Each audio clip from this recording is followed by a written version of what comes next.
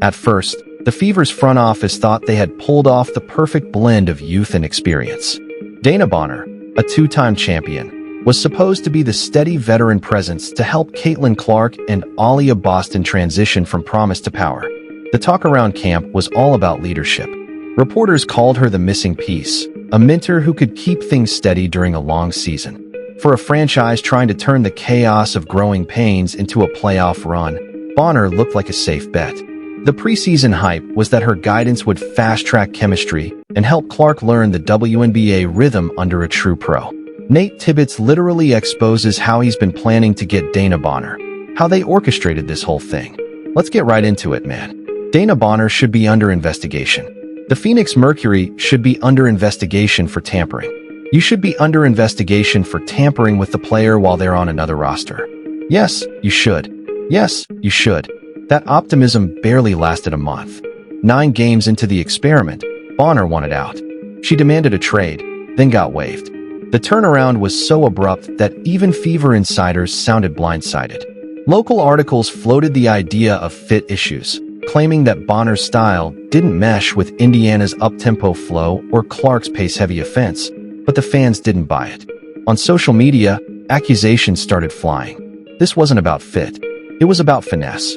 People were calling it a setup, saying Bonner used the Fever to collect her check, keep her stats visible, and slide back into the arms of a franchise that had been circling her all along.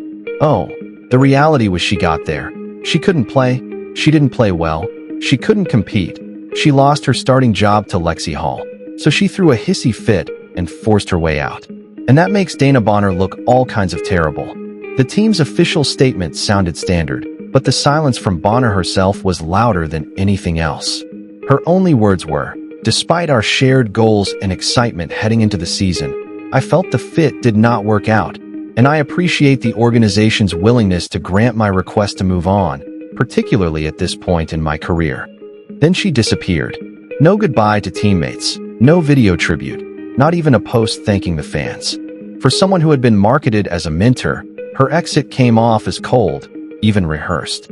Luckily, the last 2 off-seasons, we've tried to get DB to come back to Phoenix.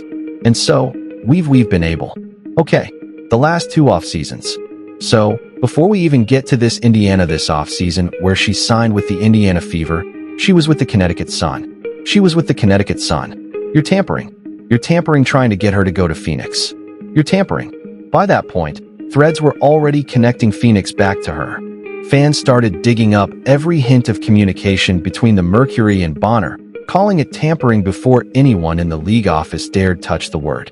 Some even pointed to her short stint on the bench and that mysterious personal leave she took as proof that her heart, and maybe her loyalty, was already somewhere else. Each new clue made the story messier, but also more believable. And as the frustration boiled over in Fever circles, the feeling grew that this wasn't incompetence from the front office. It was betrayal. Then came the leaked clip of Nate Tibbetts. And suddenly those so-called conspiracy theories didn't sound so far-fetched after all. To build a relationship a little bit. Unfortunately, she didn't pick us twice. A third time is a charm. I think it helped in that a little bit. So she didn't pick us twice. She was with the Fever. Y'all knew she wanted a max, y'all knew. Y'all didn't have the money to give her. You said that earlier in the season. We didn't have the money to pay her, so she went and signed a max with the Fever for a certain amount of time, so she could get that money, and then she could quit, continue to get paid, and then go join you for the salary you guys could afford from the beginning. The clip itself wasn't long. Just a few seconds of post-game chatter from Phoenix Mercury head coach Nate Tibbetts. But those seconds carried a lot of weight. With a grin on his face, Tibbetts said, "Luckily, the last 2 off-seasons we've tried to get DB to come back to Phoenix. Unfortunately, she didn't pick us twice. Third time is a charm. I think Alyssa Thomas helped in that a little bit." That last line, "Alyssa Thomas helped in that a little bit," was the one that lit the fuse. It wasn't rumor anymore. It was their own coach saying the quiet part out loud. Every phrase sounded casual enough for a locker room, but together it mapped out exactly what Fever fans had been warning about. A pre-planned recruitment that stretched across multiple seasons, wanting her to end her run. However, it's going to end, right? I mean, what a story for her to come back after playing here for 10 years. and you never know for sure how it's going to work, right? But we knew that we needed to add another veteran to our group for these situations. Wait a second. I just realized you did say Alyssa Thomas played a part in it. For anyone who had followed Bonner's journey, his words confirmed that Phoenix hadn't just gotten lucky. This was years of pursuit. Tibbetts' tone had that overconfident ease, like someone reminiscing about a plan finally coming together. To WNBA fans, that came across less like storytelling and more like a confession. When you say, "We've tried to get DB for 2 off seasons," you're admitting contact or intent during times she was still contractually tied to another team. The league's collective bargaining rules don't leave room for that kind of wiggle. 3 sentences undid every excuse about fit issues. The messy breakup between Bonner and the Fever suddenly looked more like strategy than misfortune. The video clip became shorthand for corruption, proof that Indiana hadn't been paranoid, they'd been played.